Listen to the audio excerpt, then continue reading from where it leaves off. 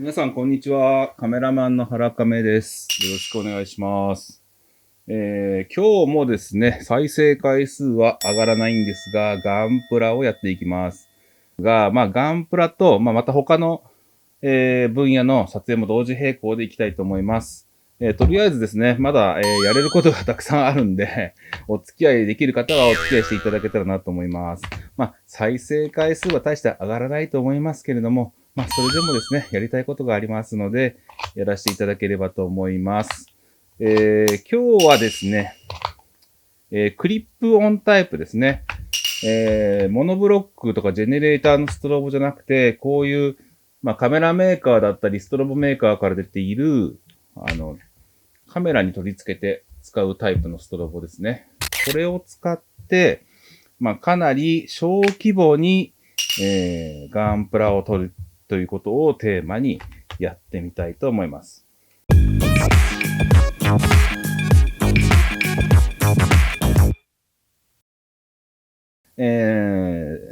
コマンダーと言いまして、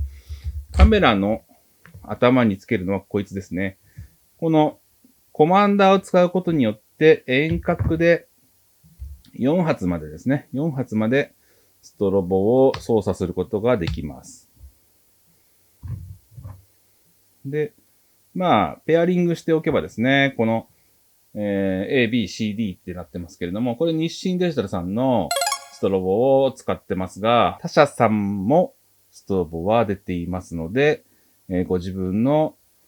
気に入ったストロボを用意していただければと思います。コマンダーを使うことによって、カメラの上からだけじゃなく、遠隔で横打ちだったり上打ちだったり、そういうことが可能になります。で、このコマンダーのダイヤルを動かすことで、ストロボの強弱を変えたりすることもできますので、とても便利なものとなります。で、このコマンダーをセットして、ストロボですね。これを光らせて撮影するということになりますね。この、A ですね。セットアップしておければ、ここで全部ダイヤルで動きますね。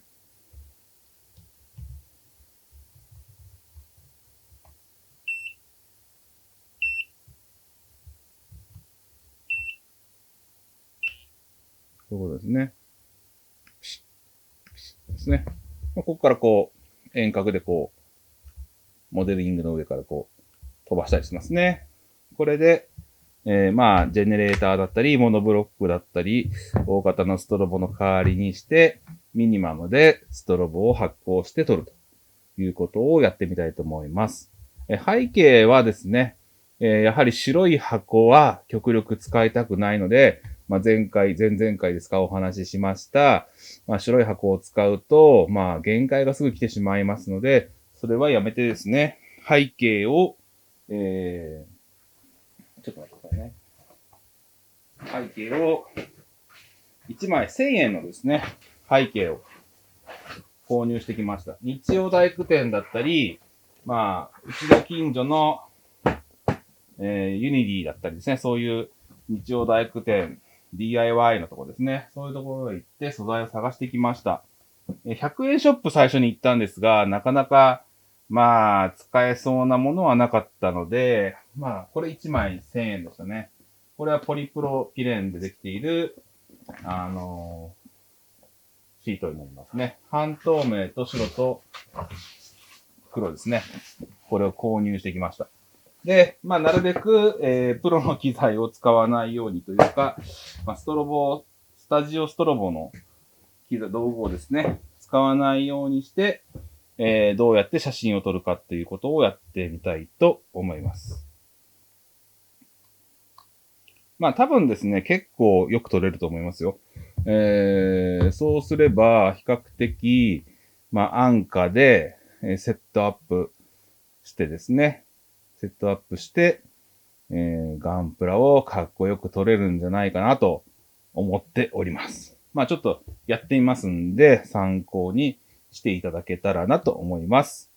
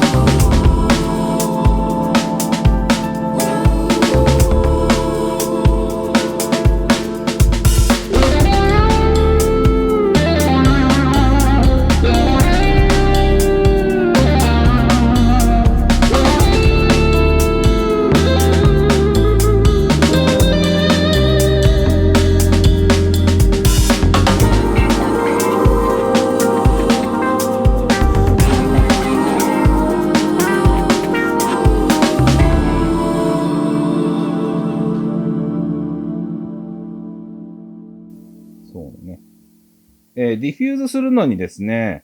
アートレイみたいなものがですね、あれば、一番、使いやすいとは思うんですけれども、ヨドバシカメラなどで行けばですね、購入できるとは思いますが、まあ予算そこまでかけられないよという方は、